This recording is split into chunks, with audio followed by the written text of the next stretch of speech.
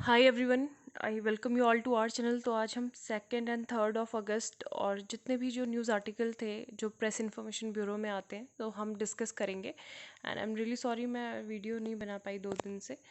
तो अभी मैं इसको कवर करूँगी जो भी वीडियोस थे। 4 अगस्त की देखो, अभी 4 बज रहे हैं सुबह के। वो अभी नहीं अपलोड होता है, मतलब जो मैं सब्सक्रिप्शन भी लिया हुआ है इंडियन एक्सप्रेस का, तो उसमें भी वो 6 साढ़े 6 बजे तक वो मुझे मेल करते हैं, कभी कभी 7 बजे। ठीक है, तो उसमें टाइम लग जाता है उस वजह से, क्योंकि बाकी और सारे भी काम होते हैं। सो लेट्स के स्टार्टेड। अभी जो है हम कवर करेंगे 3rd, 2nd और जो 1 अगस्त के जो कुछ भी आर्टिकल रह गए थे वो।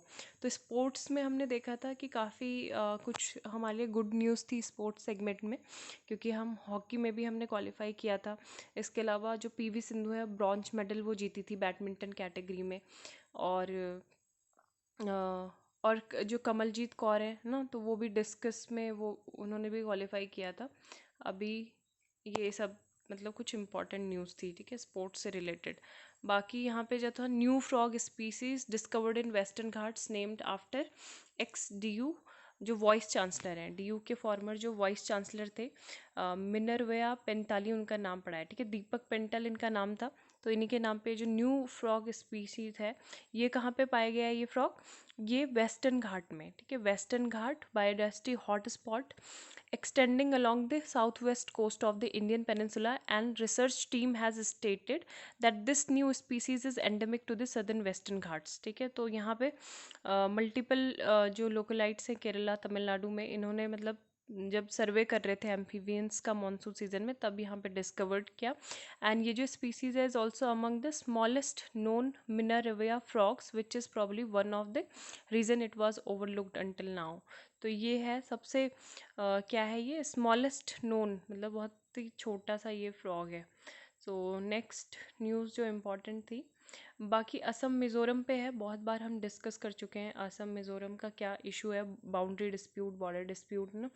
Worldly voice, your dreams are what define your individuality, they have the power to give you wings and make you fly। PV Sindhu.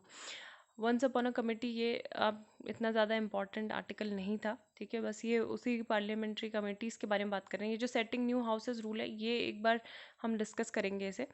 और शी इज़ अ विनर, ठीक है, पीवी सिंधु से रिलेटेड आर्टिकल। अभी आप कहीं जाना मत, मतलब मैं पूरा जो मैंने देखो नोट्स भी यहाँ पे रेडी किए हुए हैं, ठीक है, तो हम ये सारे डिस्कस करने की कोशिश करेंगे। ओके, सो देखिए वीडियो को पूरा। शी इज़ अ विनर, तो इसमें यही लिखा हुआ है कि अभी 2nd ओलंपिक मेडल हमें मिला है, और इंडिया के लिए काफ़ी ज़्यादा इम्पॉर्टेंट है अभी, क्योंकि मेंस कैटेगरी में हमने जो लंदन 2012 ओलंपिक्स थे, तब से हमने वहाँ पे मेंस कैटेगरी में कोई भी अभी मेडल नहीं हासिल कर पाए हैं, ठीक है। और रियो टोक्यो गेम्स, यहाँ पे हमने जो इंडियन स्पोर्ट्स वुमेन है, उन्होंने 7 मेडल अक्रॉस 4 स्पोर्ट्स अचीव किए हैं। एंड पीवी सिंधु अभी जो है फर्स्ट ओलंपिक इंडियन वुमेन बन गई हैं, जो क्या है 2 मेडल जिन्होंने जीते हैं, ठीक है। Success of women at this Olympics, तो ये कह रहे हैं कि अभी जैसे मीराबाई चानू हैं, तो उन्होंने भी 4 साल बाद ये सिल्वर मेडल जो वेट लिफ्टिंग स्पोर्ट है तो उसमें जीता था। कर्नम मल्लेश्वरी ने जो बहुत साल पहले मतलब जीता था, है ना। तो Mary Kom refuses to go gently into the fading dusk of her career at 38। तो ये सब चीज़ें हैं। और जो लोवलिना बोरगोहिन है, she is from Assam, has picked up the baton, है ना। तो हम ये सब विनेश फोगाट को देख रहे हैं, रेसलर जो विनेश फोगाट है, कि वो किस तरीके से काम करती हैं। और इसके अलावा बाकी रियो में बहुत बेहतरीन अचीवमेंट किए थे, जैसे नेहवाल है, मीराबाई है, तो इन्होंने मतलब जो डिसअपॉइंटमेंट है उसको हार्ट पे लिया and return to work harder, है ना। ये नहीं है कि बैठ गए। Like Lovlina and Sakshi, they go out there fearless but without हर्ब्रेज, not giving themselves the questioning of the next time. तो नेक्स्ट टाइम या फिर सॉर्ट ऑफ सेकंड चांस, है ना, ये सब चीज़ें उन्होंने दरकिनार करते हुए और जो है अपना बेस्ट देने की कोशिश की। और मतलब जब ये है कि कोई ब्रॉन्ज मेडल जीतता है, अभी सपोज अगर पीवी सिंधु ब्रॉन्ज मेडल नहीं जीत पाती तो उनको काफ़ी ज़्यादा क्रिटिसिज्म का सामना करना पड़ता है इंडियन ऑडियंस और बाकी जिनकी एक्सपेक्टेशन है उनसे, है ना। तो वो चीज़ भी नहीं होनी चाहिए। जैसे मैरी कॉम है तो उनको बहुत सारे लोग बोल देते हैं कि शी इज़ 36 ईयर ओल्ड और हैविंग 4 चाइल्ड और अब कुछ नहीं हो सकता, है ना। तो ये सारी चीज़ें डिमोटिवेट ही करती हैं, मतलब ऑल्दो इन लोगों पे मतलब ऐसा कुछ असर नहीं पड़ता, बट फिर भी हमको सपोर्ट करना चाहिए उनके जो पास्ट एक्सपीरियंसेस हैं, पास्ट अचीवमेंट है, उनको देखते हुए।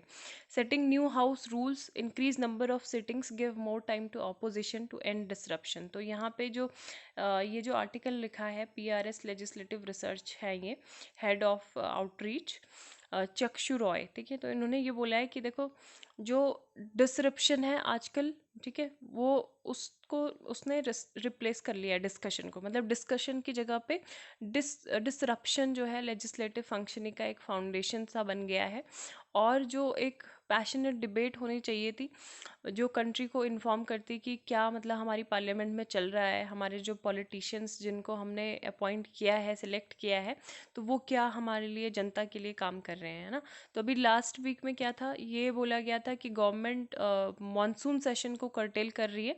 तो अगर ये हो जाता है तो हमारे जो चारों सेशन है लास्ट ईयर के would have been cut short, है ना। पहले जो 2 थे वो कोविड-19 की वजह से बिल्कुल शॉर्ट थे, और बजट सेशन जो था वो भी क्योंकि उस टाइम पे स्टेट कैंपेन्स चल रहे थे तो वो पूरा नहीं हो पाया था। और जो ऑनगोइंग सेशन है ये डिसरप्शंस की वजह से, डिसरप्शन क्योंकि पेगासिस से रिलेटेड और भी बहुत सारी चीज़ें हैं जिसमें मतलब क्या हो रहा है, बस डिसरप्शन ही हो रहा है, बातचीत कुछ हो नहीं पा रही है।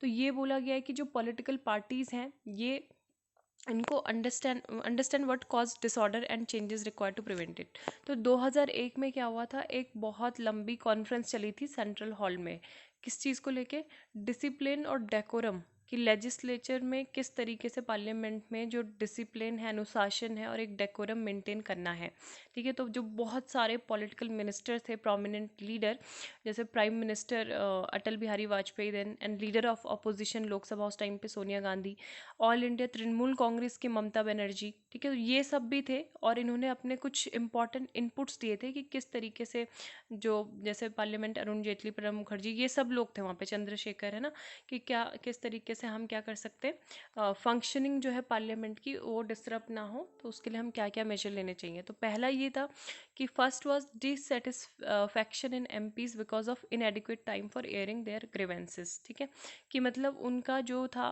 वो संतुष्ट नहीं थे, उनके जो ग्रीवेंसेस थे, जो भी प्रॉब्लम थी वो टाइमली सॉर्ट आउट नहीं की जा रही थी। दूसरा ये unresponsive attitude of government and the retaliatory posture of the treasury benches, ठीक है। तीसरा ये है कि जो पॉलिटिकल पार्टीज़ हैं वो पार्लियामेंट्री नॉर्म, जो मेंबर है वो डिसिप्लिन में नहीं रह रहे थे और एडहर नहीं कर रहे थे जो भी नॉर्म्स हैं, ठीक है। And absence of prompt action, जो भी MP डिसरप्ट कर रहे हैं, ठीक है, लेजिस्लेचर रूल्स के अगेंस्ट में, तो उनके लिए कुछ प्रॉम्प्ट एक्शन भी नहीं लिए जा रहे थे। तो ये सारे हैं, और ये बोल रहे हैं कि ये आइडियाज़ जो है नए नहीं हैं। लोकसभा में एक सिंपल कोड ऑफ कंडक्ट भी है इसके MPs के लिए 1952 से, और ये जो रूल है ये रिक्वायर्ड करता है MP को not to interrupt the speech of others, maintain silence and not obstruct proceedings, की जो भी डिबेट्स हो रही हैं उसके बीच में आप कुछ नहीं बोलोगे, ठीक है, इंटरप्ट नहीं करना है, साइलेंस को मेंटेन करना है। और जो मेंबर्स हैं वो क्या है, मतलब स्लोगन्स नहीं शाउट करेंगे, वो प्ले कार्ड्स नहीं दिखाएंगे, tear away documents in protest, है ना, ये भी वो नहीं करेंगे कि प्रोटेस्ट में जो डॉक्यूमेंट्स को फाड़ देते हैं, और प्ले कैसेट्स और tape recorders in the house. तो ये सारी चीज़ें हैं। लोकसभा स्पीकर ने rule empowered the Lok Sabha speaker to suspend, कि वो जो भी अगर जो बिजनेस मतलब उस टाइम पे अगर कोई MP ऐसी हरकतें करता हुआ पाया जाता है तो क्या कर सकते हैं लोकसभा का स्पीकर, उसको वहाँ से सस्पेंड भी कर सकते हैं, ठीक है। तो ये सब चीज़ें हैं। और कॉन्फ्रेंस जो थी ये भी बोला गया कि यहाँ पे पार्लियामेंट को 110 दिनों के लिए मिलना चाहिए हर साल, larger state legislative assembly for 90 days, ठीक है।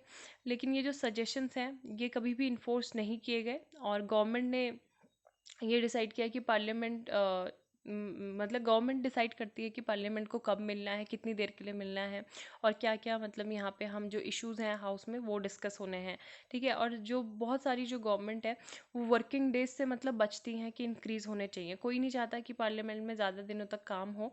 और अगर हम बात करें गवर्नमेंट जैसे यूनाइटेड किंगडम की, तो यहाँ पे जो पार्लियामेंट है वो 100 दिन तक मिलती है, मतलब एक साल में 100 बार तो मिलती ही है, ठीक है, 100 डेज। अपोजिशन पार्टी जो है उनके लिए 20 दिन का टाइम होता है, और उस टाइम पे उन 20 दिनों में वो डिसाइड करती हैं अपना एजेंडा कि पार्लियामेंट में वो क्या क्या डिस्कस करेंगे। जो मेन अपोजिशन पार्टी होती है उसको 17 डेज मिलते हैं, और जो बाकी की अपोजिशन पार्टीज होती है उनको भी 3 दिन दिए जाते हैं, ठीक है, are given to the second largest opposition party. तो यहाँ पे ये सिस्टम चलता है। और उसके बाद फिर वो मतलब ऐसा नहीं है कि वो जो भी इस टाइम पे जो 20 डेज या फिर 70 डेज के टाइम पे इश्यूज डिस्कस किए गए हैं, ऐसा नहीं है कि वो बाउंड है, ठीक है, वो बाइंडिंग नहीं है। जो पार्लियामेंट होगी, decisions of the house passed an opposition day, ठीक है, अपोजिशन डेज के टाइम पे जो भी डिसीजन पास किए गए हैं that are not binding on the government are an opportunity for the opposition. केवल ये अपॉर्चुनिटी अपोजिशन पार्टीज के लिए कि जो नेशनल अटेंशन के जो इश्यूज हैं उस पर क्या करें, फोकस करें, ठीक है। कनाडा के पास भी सिमिलर काइंड ऑफ जो कंसेप्ट है अपोजिशन डेज का वो है, और हमारे यहाँ पे भी ऐसा होना चाहिए, ठीक है। तो ये सब बातें इस आर्टिकल में की गई थी, काफ़ी इंपॉर्टेंट थी। देन यहाँ पे जो आर्टिकल है India and greater middle east, तो इसको मैं थोड़ा लास्ट में डिस्कस करूँगी, काफ़ी इंपॉर्टेंट ये आर्टिकल भी था। पहले हम जो बाकी के 2 अगस्त और ये सब है न्यूज़ वो डिस्कस कर लेते हैं, ठीक है। तो ब्रीफली हम पहले जो मिसलेनियस न्यूज़ है वो देख लेते हैं।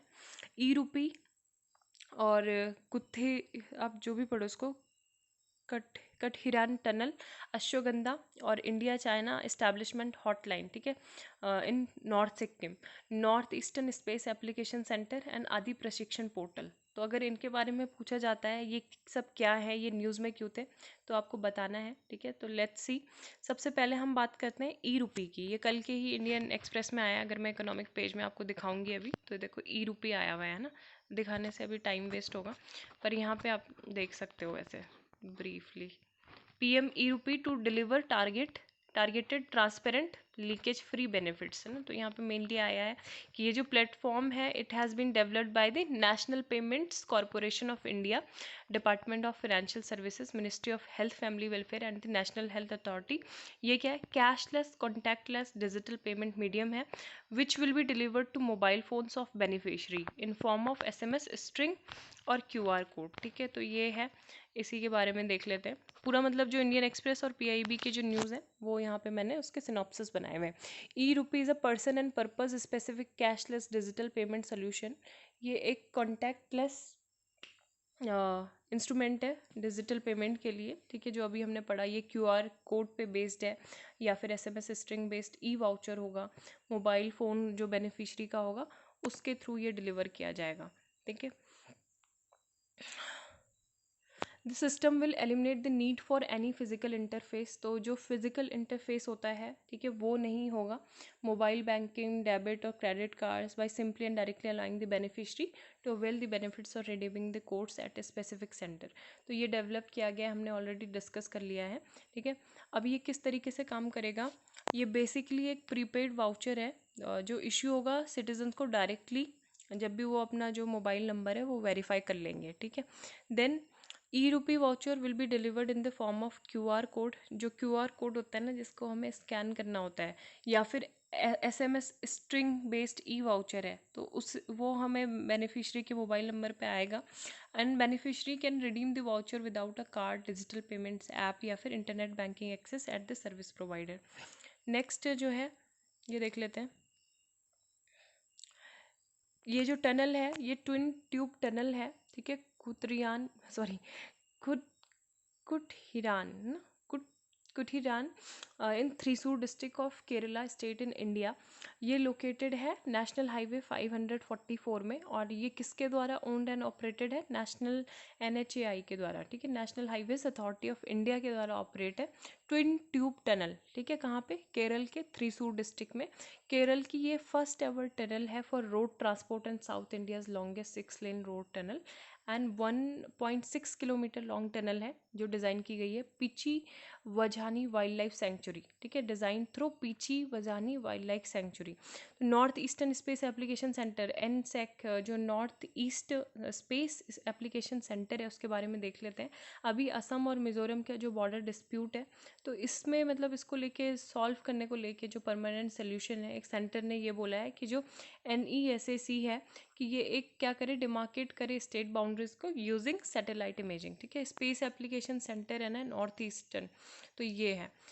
NESEC के बारे में देखें तो 2005 में ये इस्टेब्लिश हुआ था और ये एक जॉइंट इनिशिएटिव है department of space and north eastern council का, ठीक है। Department of space and north east council का क्या है, ये जॉइंट इनिशिएटिव है जो कब शुरू हुआ था, 2005 में, ठीक है, 2005 में। ये कहाँ पे लोकेटेड है, शिलोंग। शिलोंग कहाँ की कैपिटल है, मेघालय। ये क्या हेल्प करेगा, augmenting the development process in the region by providing advanced technology support, ठीक है। तो बस ये लाइन में याद रखना कि किसका ये इनिशिएटिव था और 2005 में ये क्या हुआ था, इस्टेब्लिश हुआ था। अभी बॉर्डर जो है डिमार्केट करने को बोला गया है, ठीक है। Satellite image, India China establish hotline in north Sikkim. तो अभी आपको पता है एट प्रेजेंट अभी इंडिया और चाइना के बीच में कितनी हॉटलाइंस है, 2 मिलिट्री हॉटलाइंस है, ठीक है। ईस्टर्न लद्दाख में है, चूशुल एंड दौलत बेगी ओल्डी रोड पे। हॉटलाइन होता क्या है, एक डायरेक्ट फ़ोन लाइन होती है जो स्पेसिफिक पर्पस के लिए सेटअप की जाती है, ठीक है। और कब यूज़ होती है, इमरजेंसी के टाइम पे और for communication between heads of government, ठीक है, या फिर जब बातचीत करनी होगी हेड्स ऑफ गवर्नमेंट को आपस में। तो ये हॉटलाइन अभी ये कहाँ पे ओपन हुई है, कोंगराला। कोंगराला कहाँ पे, नॉर्दर्न सिक्किम में, ठीक है। पीपल लिबरेशन आर्मी एट खम्बा Jong in the Tibet Autonomous Region to further spirit of trust and cordial relation along the border। तो ये काफ़ी ज़्यादा इंपॉर्टेंट है, ठीक है। इंडियन आर्मी की साइड पे कोंगराला इन नॉर्थ सिक्किम एंड खम्बा जोंग इन तिब्बत ऑटोनमस रीजन, चाइना की साइड से, ठीक है। देन अश्वगंधा न्यूज़ में था, अश्वगंधा मिनिस्ट्री ऑफ आयुष ने कोलैबोरेट किया है यूके के London school of hygiene and tropical medicine से। और पहली बार ऐसा हुआ है कि हमने किसी फॉरेन जो एंटिटी है, ठीक है, उनको यहाँ पे कोलैबोरेट करने के लिए कहा है कि स्टडी कंडक्ट करेंगे अश्वगंधा के प्रमोशन के लिए, प्रमोटिंग रिकवरी फ्रॉम कोविड-19। जब कोरोना का टाइम चल रहा था, मतलब अभी भी है, तो आपने देखा होगा जैसे मुलेठी और अश्वगंधा, तो ये मार्केट में जल्दी जल्दी इनकी शॉर्टेज भी हो रही थी क्योंकि लोग बहुत ज़्यादा खरीद रहे थे ना अश्वगंधा। तो इसको देखो विथानिया सोमनीफेरा बोलते हैं और इसको इंडियन विंटर चेरी भी बोलते हैं, ठीक है। अगर पूछा जाएगा क्वेश्चन में कि Indian winter cherry known as क्या क्या आएगा, 4 ऑप्शन दे दिए जाएंगे, तो अश्वगंधा को बोला जाता है इंडियन विंटर चेरी। ये ट्रेडिशनल इंडियन हर्ब होती है जो एनर्जी को बूस्ट करती है, स्ट्रेस लेवल को रिड्यूस करती है और इम्यून सिस्टम को स्ट्रॉन्ग बनाती है। और इसको क्लासीफाई किया जाता है एडेप्टोजेन। इसका मतलब ये होता है कि जब भी आपकी बॉडी को अगर स्ट्रेस मैनेज करना हो तो ये हेल्प करता है, ठीक है। एडाप्टोजेन इसको क्लासिफाइड किया गया है। और ये ऐसा नहीं कि इसके लिए बहुत ज़्यादा इसको उगाने के लिए बारिश की आवश्यकता है या फिर बिल्कुल एक्सट्रीम कोल्ड वेदर होना चाहिए, ठीक है। ये ड्राई पार्ट्स में होती है, सब ट्रॉपिकल रीजन जैसे राजस्थान, पंजाब, हरियाणा, उत्तर प्रदेश, गुजरात, महाराष्ट्र, MP, ठीक है। तो यहाँ पे मेजर ग्रोइंग स्टेट हैं ये अश्वगंधा के और ड्रॉट टॉलरेंट क्रॉप है ये, ठीक है, जो गर्मी को सहती है, ठीक है। और रिलेटिवली ड्राई सीजन चाहिए होता है, जो बारिश है वो भी 60 से 75 सेंटीमीटर में ही चल जाती है काम, ठीक है। Temperature between 20 degree to centigrade to 35 degree centigrade most suitable. Sandy loam light red soils में ये होती है और काफ़ी इंपॉर्टेंट है, ठीक है। देन नेक्स्ट न्यूज़ देख लेते हैं, लॉन्च ऑफ आदि प्रशिक्षण पोर्टल। तो अगर ये आएगा कि ये न्यूज़ में था तो ये है क्या, कहाँ कहाँ का ये पोर्टल है, ठीक है। तो आदि प्रशिक्षण जो पोर्टल है मिनिस्ट्री ऑफ ट्राइबल अफेयर्स का है, ये इन्होंने लॉन्च किया है आदि प्रशिक्षण पोर्टल। और ये एक्ट करेगा, ये एक तरीके से क्या होगा, सेंट्रल रिपोजिटरी होगी जितने भी ट्रेनिंग प्रोग्राम्स कंडक्ट किए जाएंगे मिनिस्टर ऑफ ट्राइबल अफेयर्स के द्वारा, ठीक है। और पोर्टल के बारे में देखें तो ये स्ट्रेंथन करेगा कैपेसिटीज़ को, capacity in terms of knowledge, skills and attitude of government functionary, STPRI members, teacher, SHG women and youth and tribal communities, ठीक है। तो इस पोर्टल का जो मेन ऑब्जेक्टिव होगा वो यही होगा कि जितने भी centralised online interactive training platform है जो ट्राइबल डेवलपमेंट से रिलेटेड है, तो उनको क्या करना है, मतलब एक एंड टू एंड क्रिएट करना है, ठीक है। ट्रेनिंग ऑर्गेनाइजर्स को जो है एक साथ लाना है, ठीक है। ट्रेनिंग ऑर्गेनाइजर को resource person, master trainers, trainees, training material at one place, सब कुछ एक प्लेस पे होना, तो ये काफ़ी ज़्यादा इम्पॉर्टेंट है। और ठीक है, ये सारे जो ऑल ट्राइबल रिसर्च इंस्टीट्यूट है, इसमें Gujarat tribal research training and society Gandhinagar have been giving training on the functionary of the portal, functionality of the portal. अब एक बार ये दलित बंधु स्कीम के बारे में देख लो, ये न्यूज़ में थी, पॉलिसीज़ एंड इंटरवेंशन का पार्ट एंटरप्रेन्योरशिप। तो ये लॉन्च हुई है कहाँ पे, पायलट बेसिस में लॉन्च हुई थी अगस्त 16, हुजूराबाद। हुजूराबाद कहाँ है, तेलंगाना में है, ठीक है। ये एक फ्लैगशिप प्रोग्राम है तेलंगाना गवर्नमेंट का। अगर ये पूछा जाता है किस चीज़ से रिलेटेड है दलित बंधु स्कीम, किस चीज़ से रिलेटेड है, कि दलितों की हेल्थ के लिए, एजुकेशन के लिए, ऐसे पूछा जाता है ना, तो ये देख लेते हैं। ये क्या है, वेलफेयर स्कीम है दलित फैमिलीज़ को एम्पावर करने के लिए। ये इनेबल करेगी इंटरप्रेन्योरशिप, ठीक है, जिसको क्या बोलते हैं, उद्यमिता among Dalits through a direct benefit transfer of 10 lakh per family. तो डीबीटी जो है, डायरेक्ट बेनिफिट ट्रांसफ़र के थ्रू ये 10 लाख पर फैमिली को दिया जाएंगे rupees, who have no bank guarantee to start their businesses, ठीक है। तो ये सरकार की तरफ से दिया जाएगा और तेलंगाना के सीएम ने स्टार्ट किया है। This is not a loan, there is no need to repay it, ठीक है। There is no chance of any middle man in this. तो ये है, क्योंकि ये डायरेक्ट बेनिफिट ट्रांसफ़र है, सीधा सीधा उनके जो बैंक अकाउंट्स है उसमें ट्रांसफ़र की जाएगी। और जो एलिजिबल बेनिफिशरीज होंगे उनको जो है वो असिस्टेंस भी मिलेगा उनके बैंक अकाउंट से रिलेटेड, ठीक है। Apart from monetary assistant, government ये प्लान कर रही है कि corpus called the Dalit security fund, ये भी एक सपोर्ट के लिए उनके लिए बनना चाहिए बेनिफिशरी के लिए। अगर कभी भी कोई एडवर्सिटीज टाइप के जो इवेंट है वो आते हैं तो उससे उनको प्रोटेक्ट करने के लिए, ठीक है। जो कमिटीज़ ऑफ बेनिफिशरी होगी वो इस फंड को मैनेज करेगी। और once implemented on the ground, this is going to be the biggest cash transfer scheme in the country. तो ये अगर इम्प्लीमेंट हो जाती है तेलंगाना में, बहुत इंपॉर्टेंट स्कीम है, याद रखना किस लिए है, इंटरप्रेन्योरशिप को इनेबल करने के लिए अमंग दलित्स, ठीक है। और 10 लाख इसमें क्या है, प्रोविज़न है। The fund allocated for this scheme would over and above the funds earmark for the SC sub plan.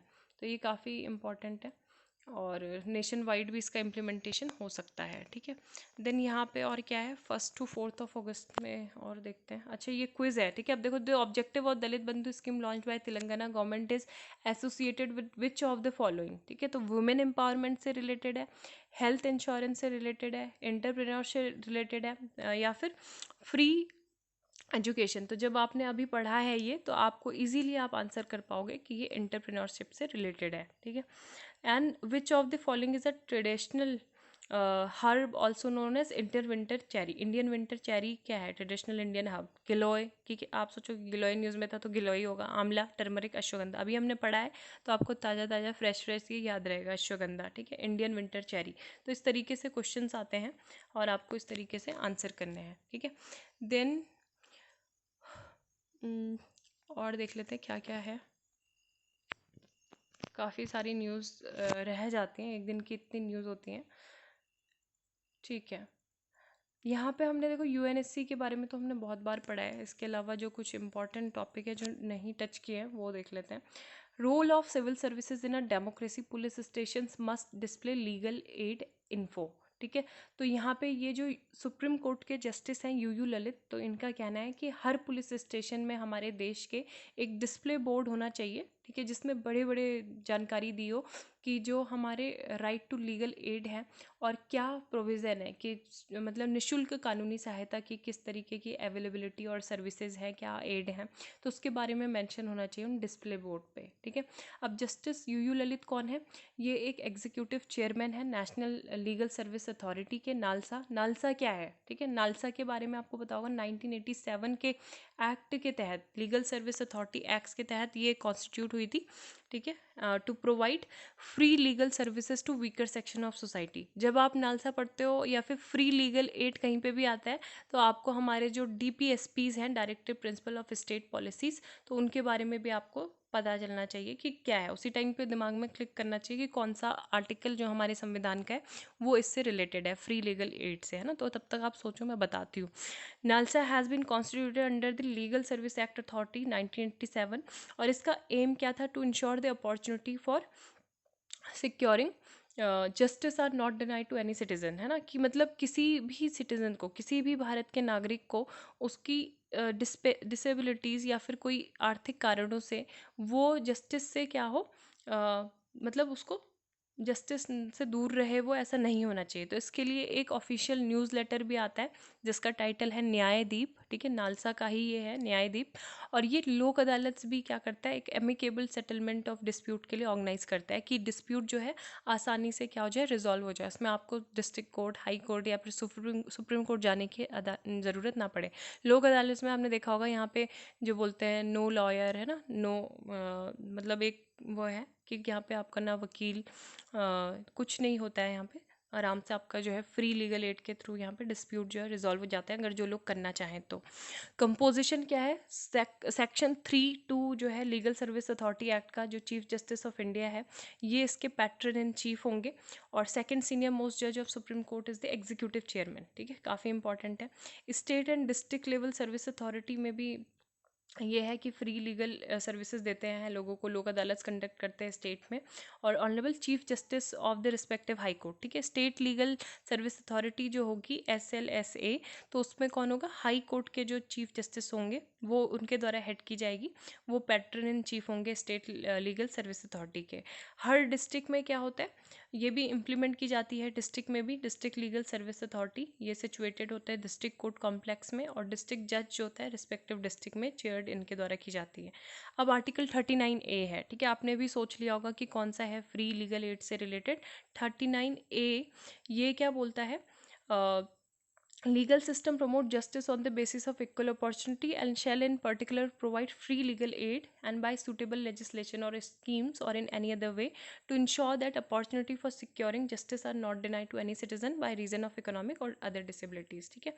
तो ये जो आर्टिकल था ये इंसर्ट किया गया था 42nd अमेंडमेंट एक्ट 1976 के द्वारा, ठीक है। अगर ये वाला भी आ जाता है इसी के साथ, आप याद कर लो दोबारा, पॉलिटी मतलब बार बार इस चीज़ के लिए देखना सही नहीं है, ठीक है। 42 अमेंडमेंट एक्ट 1976 के द्वारा ये जो आर्टिकल है 39 है, इसको इंसर्ट किया गया था इसमें। नेक्स्ट जो है आर्टिकल इंडियन लियोपर्ड से रिलेटेड है, शायद मैंने पहले भी कराया था, लेकिन एक बार ब्रीफली देख लो। क्यों न्यूज़ में था? क्योंकि यूनियन मिनिस्ट्री जो है उन्होंने रिलीज़ की थी टाइगर वर्ल्ड टाइगर डे जो 29 जुलाई को सेलिब्रेट किया गया था, उसमें उन्होंने ये स्टेटस ऑफ लियोपर्ड्स को प्रेडिटर्स मेगा हर्बियोरस 2018 ये रिपोर्ट रिलीज़ की थी। अब इसमें ऐसा बोला गया कि जो इंडिया के लियोपर्ड हैं उनका जो ऑफिशियल लियोपर्ड काउंट है वो इंक्रीज़ हुआ है 63%। 2014-2018 में कितने थे? 12,852 थे इन द कंट्री। अब 2000 मतलब there were 12,852 leopards in the country in 2018, 7,910 in 2014, ठीक है। तो 7,910 से अभी कितने बढ़ गए 12,852। So the largest number of leopard have been estimated in Madhya Pradesh 3,421 followed by Karnataka and Maharashtra, ठीक है। तो सबसे ज़्यादा अगर लेपर्ड पूछे जाते हैं वो महाराष्ट्र मध्य प्रदेश में है, देन कर्नाटक, देन महाराष्ट्र में। और भी था लेपर्ड के बारे में कि इसका जो अगर आपसे साइंटिफिक नेम पूछा जाता है तो इसका साइंटिफिक नेम क्या? Panthera paradise. और ये शेड्यूल एक्ट 1972 के लिस्ट में शेड्यूल 1 में है, और साइट्स के अपेंडिक्स 1 में है। IUCN की रेड लिस्ट में वल्नरेबल है। 9 सब स्पीसीज़ हैं इसके जो अफ्रीका एशिया में डिस्ट्रीब्यूटेड हैं, ठीक है। ये काफ़ी इंपॉर्टेंट था। इसमें अभी 14 टाइगर रिजर्व थे जिनको accreditation the global conservation resort tiger standard भी मिला था, और ये हमने सारे डिस्कस भी किए थे, ठीक है, कि कौन कहाँ कहाँ है। एक बार इसका स्क्रीनशॉट लो और इसको ज़ोर ज़ोर से पढ़ो, ठीक है।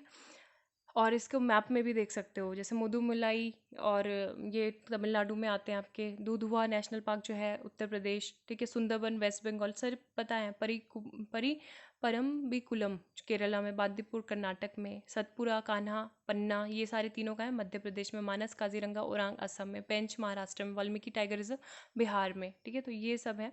और CATS क्या होता है?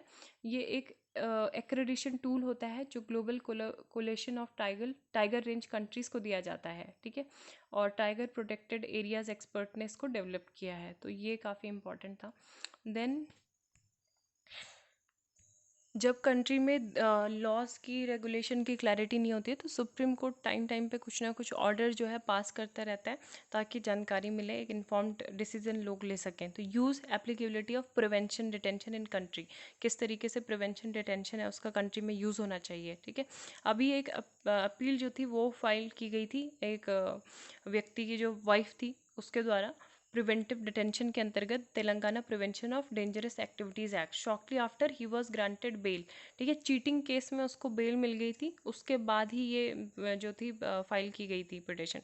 सो इम्पॉर्टेंट ऑब्जर्वेशन जो कोर्ट ने बोले वो ये बोले कि preventive detention could be used only to prevent public disorder. मतलब कोई चीटिंग कर रहा है, उसके लिए दूसरे ऑर्डिनरी लॉ तो हैं, है ना। आप इस तरीके के लॉ को मतलब इस चीज़ों में ना ही अप्लाई करो तो उचित होगा।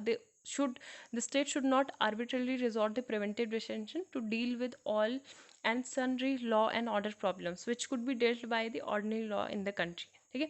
The court must ensure that the facts brought before it directly and inevitably lead to harm, danger or alarm or feeling of insecurity among the general public, ठीक है। तो ये है। अब जो प्रिवेंटिव डिटेंशन होते हैं वो 4 कंसर्न्स होते हैं जो आर्टिकल 21 के ड्यू प्रोसेस ऑफ लॉ, है ना। Article 22 safe guard against arbitrary arrest and detention and this statute in questions, तो इसके अंतर्गत होते हैं। और तभी वो मतलब आपको जब कोई पब्लिक ऑर्डर से रिलेटेड कि जहाँ पे डिस्टर्बेंस का सस्पेंशन हो आपको हो, है ना, there must be turn be public disorder, तब वहाँ पे क्या होता है इस लॉ का यूज़ होना चाहिए, ठीक है। देन यहाँ पे ये कि इट इन्वॉल्व्स द डिटेनमेंट, मतलब जो पर्सन होता है, प्रिवेंटिव डिटेंशन होता है क्या है, तो उसको क्या करते हैं कि ये कोई फ्यूचर में कोई क्राइम ना करे, है ना। तो फ्यूचर प्रोसिक्यूशन की जगह अभी हम क्या करें कि वो भाग भी सकता है ना बाद में, पहले ही हम उस क्राइम को प्रिवेंट करने के लिए उसको क्या करते हैं, डिटेन कर दें, उसको अरेस्ट कर दें। तो ये होता है आर्टिकल 22 का 3B जो है कॉन्स्टिट्यूशन का, ये अलाउ करता है कि प्रिवेंटिव डिटेंशन या फिर restriction on personal liberty for reason of state security and public order. इसमें ये क्लियरली मेंशन है कि जब state security and public order disruption की बात हो, या फिर कोई आपको किसी पे डाउट है कि ऐसा कर सकता है फ्यूचर में काम, तो तभी आप क्या क्या कर सकते हो, उसको अरेस्ट कर सकते हो। 22 का 4 क्या बोलता है? No law providing for preventive detention shall authorise the detention of a person for a longer period than 3 months unless an advisory board reports sufficient cause of for extended detention, ठीक है। 44th amendment act भी हुआ था 1978 का, इसने reduce किया था जो डिटेंशन का पीरियड है, ठीक है, उसको 3 महीने से 2 महीने कर दिया था। और उसके बाद भी फिर भी ये अभी फोर्स में नहीं आया, अभी तक 3 मंथ होता है, उसके बाद और ज़्यादा एक्सटेंड होता जाता है, ठीक है। तो इसका यही पर्पज़ है डिटेंशन, प्रिवेंटिव डिटेंशन। कब जीका वायरस न्यूज़ में था जो हमने बार बार देखा था, एडीज इजिप्टी के द्वारा फैलता है, जो जिससे डेंगू और चिकनगुनिया, येलो फीवर, ये भी फैलता है। और युगांडा में 1947 में, 1947 में सबसे पहले मंकीज़ में आइडेंटिफाई किया था, उसके बाद ये जो है इन्फेक्टेड पर्सन से भी ट्रांसमिट होता है ना। ये सारे सिम्टम्स इसके होते हैं, cash rash, sorry, fever, rash और कॉन्जुगेटिविटीज़, मसल्स, जॉइंट पेन्स, ये सारी चीज़ें होती हैं। माइक्रोफिले जो होता है इससे ये हो जाता है, ठीक है। माइक्रोसिफले मतलब एक आपके जो हेड का साइज़ होगा वो नॉर्मल साइज़ से बिल्कुल स्मॉलर हो जाएगा, ठीक है। और ये सारी चीज़ें, इसको जीका सिंड्रोम, जीका वायरस भी बोलते हैं। नेक्स्ट था जो गोगरा हॉट स्प्रिंग है, उसमें अभी कोई एग्रीमेंट नहीं हुआ है। ये सारी इंडियन एक्सप्रेस की न्यूज़ है। 12th round of India China crops commander level meeting जो हुई थी, तो यहाँ पे यही था कि इसके बारे में, बॉर्डर के बारे में हमको पता है, मतलब वेस्टर्न सेक्टर, ईस्टर्न सेक्टर और मिडिल सेक्टर है। मिडिल सेक्टर जो है लीस्ट डिस्प्यूटेड सेक्टर है। वेस्टर्न सेक्टर में सबसे ज़्यादा जो है डिस्प्यूट होते हैं। ईस्टर्न सेक्टर जो है वो कहाँ पे आता है, अरुणाचल प्रदेश, सिक्किम वाला एरिया। और ये अभी बात हो रही है वेस्टर्न सेक्टर की, ठीक है, जहाँ पे गोगरा एंड हॉट स्प्रिंग है, स्प्रिंग ईस्टर्न लद्दाख में। तो यहाँ पे अभी तक कोई कंक्लूजन नहीं हुआ है। और बाकी जो पेंगोंग्स होके नॉर्दर्न और सदर्न पार्ट है वहाँ पे थोड़ा कंसेंसस बिल्ड हो रहा है, ठीक है। बाकी ये सारी चीज़ें, expert warn against mandatory food fortification, तो ये भी है। फूड फोर्टिफिकेशन देखो क्या होता है। फूड फोर्टिफिकेशन मतलब अगर हम यहाँ पे WHO की अगर डेफिनेशन देखें फूड फोर्टिफिकेशन की, ठीक है, तो WHO ने क्या बोला है कि फूड फोर्टिफिकेशन डिफाइन की गई है एक प्रैक्टिस कि आप क्या कर रहे हो, जो भी कोई आपका प्रोडक्ट है उसमें आप डेलिबरेटली इंक्रीज कर रहे हो एसेंशियल माइक्रो न्यूट्रिएंट्स, ठीक है, ताकि क्या उसकी जो न्यूट्रिशनल क्वालिटी है फूड सप्लाई की वो इम्प्रूव हो और पब्लिक हेल्थ बेनिफिट इससे क्या हो, प्रोवाइड हो with minimal risk to health. लेकिन अभी एक्सपर्ट ने ये वार्न किया है कि ये लोगों की, कंज्यूमर की जो हेल्थ है उसको ये हार्मफुल, उनके लिए हार्मफुल रहेगा, तो आप ये मत करो। अभी सेंटर ने क्या किया था, एक मैंडेटरी मतलब फोर्टिफाई राइस और एडिबल ऑयल्स और विद विटामिन्स एंड मिनरल्स ये ऐड करने के लिए बोला था। तो एक्सपर्ट ने बोला है कि इसमें जो फ्यू सिंथेटिक माइक्रोन्यूट्रिएंट्स होते हैं वो हेल्थ को हार्म पहुंचा सकते हैं, ठीक है, तो ये है। और आप क्या करो उसकी जगह पे जो डाइटरी डाइवर्सिटी है, हायर प्रोटीन कंजम्पशन है, ये सॉल्व करेगा जो अंडर न्यूट्रिशन प्रॉब्लम है इंडिया में, ठीक है। तो 15 स्टेट ने अभी आइडेंटिफाई किया था कि जो सेंट्रली स्पॉन्सर्ड पायलट स्कीम है fortification of rice and it distribution through public distribution system, तो इसको क्या करना है, अप्रूव करना है ना, मतलब 15 स्टेट ने। तो ये 2019 से 2020 में ये 3 साल के लिए मतलब ये चली भी थी, अप्रूव की गई थी। अब इशू यही है कि इसमें क्या होता है, मतलब बहुत सारी स्टडीज़ में ये पाया गया कि ये फोर्टिफिकेशन जो है, जो फूड कंपनीज़ हैं उनको स्पॉन्सर कर रहा है और केवल कुछ सेक्शन को ही क्या करेगा, बेनिफिट देगा, इससे कॉन्फ्लिक्ट ऑफ इंटरेस्ट होगा, ठीक है। तो मैंडेटरी फोर्टिफिकेशन ये हार्म करेगा जो हमारी कंट्री की इनफॉर्मल इकोनॉमी है, इंडियन फार्मर्स को, फूड प्रोसेसर्स को, जो हमारे local oil and rice mills हैं उनको, ठीक है। इंस्टेड बेनिफिट है small group of multinational corporation, तो ये मल्टीनेशनल कॉरपोरेशन को ही बेनिफिट करेगा। मेजर प्रॉब्लम ये होगी कि इसमें जो न्यूट्रिएंट्स होंगे don't work in isolation but need each other for optimal absorption. तो ये काफ़ी इंपॉर्टेंट आर्टिकल्स थे। बाकी यहाँ पे मिडिल ईस्ट वाला पढ़ाना था। Death toll triples over 300 in China, flooding, China में flood.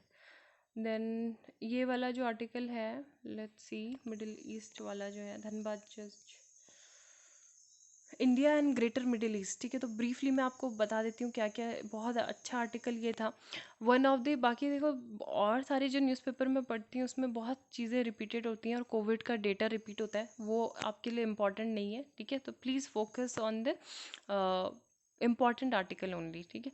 India and greater middle east के बारे में हम बात करें तो one of the unintended consequences जो एर्दोगन के होंगे, overweening regional ambition is the extraordinary opportunity for Delhi to widen India's reach to the west of the sub continent. तो अभी यहाँ पे मतलब ये बात की गई है कि जो अगर हम जो रिलीजन है उसको साइडलाइन करते हुए एक मतलब सेक्युलर लेंस की तरह से नहीं देखें जो भी हमारे जो और कंट्रीज़ हैं, तो हम मतलब क्या कर सकते हैं, इंडिया इंडिया एक ग्रेटर मिडिल ईस्ट बन सकता है। मिडिल ईस्ट में अपनी जो प्रेजेंस है वो बहुत अच्छे से हम जो है बढ़ा सकते हैं, है ना। क्योंकि यहाँ पे जो टर्की है, टर्की के देखो बहुत सारी, टर्की एक सुपर पावर बनना चाहता है और बाकी सारी कंट्रीज़ क्या करती हैं, उसका अपोज करती हैं, है ना, कि मतलब इस तरीके के जो तो यहाँ पे सबसे मेन यही है कि जो इजिप्शियन स्कॉलर है मोहम्मद सोलेमान, इन्होंने रिसेंटली एक बुक मतलब